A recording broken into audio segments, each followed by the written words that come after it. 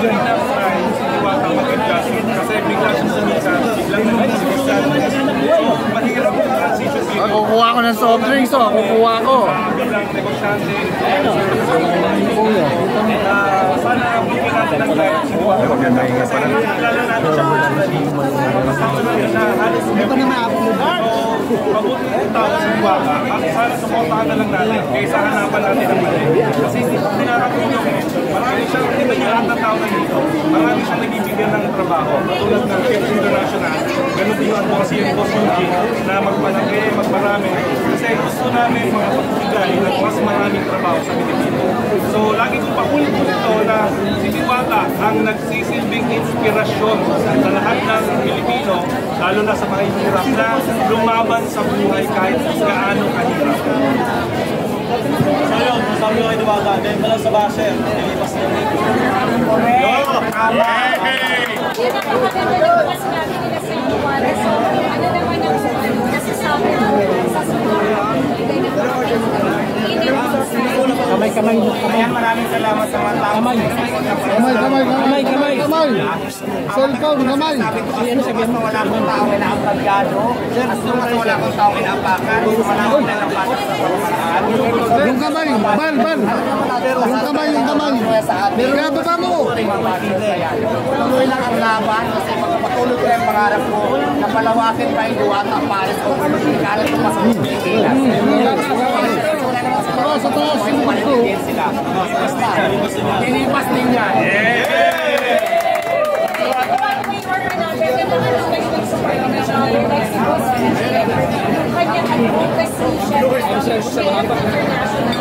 Ano naman ang masasabi ko na ang dating industry ay nasa legal stage. So let us hear siguro kay muna.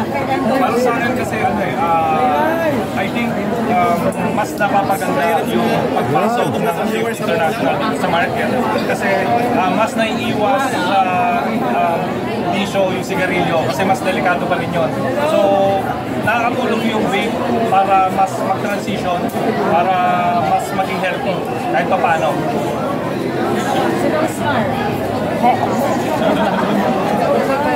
Masasabi ka naman, ako mas personal ko yung talaga nalalaman ng so yung mga staff ko talaga magagawa ng mga pero inaalam ko sila may baby kasi alam niyo yun parang yung amoy ng baby is pero mga so yung mga amoy coffee, ganyan na hindi nakakairita sa mga tao lalo sa mga customers so unlike yung sa iyo parang maraming alam ko yung parang may nakakasakit sa sa'yo based ang mga niya yung important na like 3 years na pwede yung tao so inaalam ko sila mga ganyan and at the same time Chips International kasi may advocacy para nakakaso sa mga tao. So, iba yung willingness ni Kuya Eugene makatulong sa mga influencers, ang dami natutulong mga influencers, ang dami natutulong mga tao, mga staff, kaya super support, all out support talaga sa Chips International. So, wala una. So, ako nga pala yung kauna-unahang endorser ni Kuya Eugene para hindi po ako bayad. As is, wala akong bayad. Parang hindi kami nagbibilangan ng mga sinusuportahan niya ako, sinusuportahan ko siya, ganun kami sa Chips International. And also dagdag ko lang, bawal to sa 18 below. So mga minors, please be responsible. Lalo na yung pinambibili niyo ng bisyo ay galing pa sa mga magulang ninyo. So strictly na pinapatupad ng message ng Chips International na 18 and up lang. So be responsible. Lahat naman ng bisyo ganun eh. Marami dyan kahit ano. So be responsible. Lalo sa kabataan na nanonood ngayon, kung magbibisyo, dapat alam mo yung consequences. Dahil dyan, Boss Eugene, ano ba ang masasabi natin sa pinasa ng Pinas Commissioner para dito sa legality so sa amin, sa Chips International, as of yesterday, may pinatupad na bagong batas si Commissioner Romeo Lumagi regarding the tax stamping. The tax stamping is yun yung parang selyo tulad sa sigarilyo na nagpapatunay na ang mga produkto natin ay dumaan sa tamang buwis. So sa amin naman sa Chips International, we support the BIR government. We also support all the government to make everything legal sa legality natin. No? So, kami, no, sa company namin, we are happy that the BIR is doing everything na para ma-check at ma-cut down yung mga illicit na products, vape products natin. Kaya kami we also ensure na to maintain selling lang sa 18 and above only, we don't sell to minors. Ayun, ang masasabi ko lang basta yung advocacy ng BIR regarding the legality of this, BIR and other government agency have a 100% support of SHIP International in making everything legal.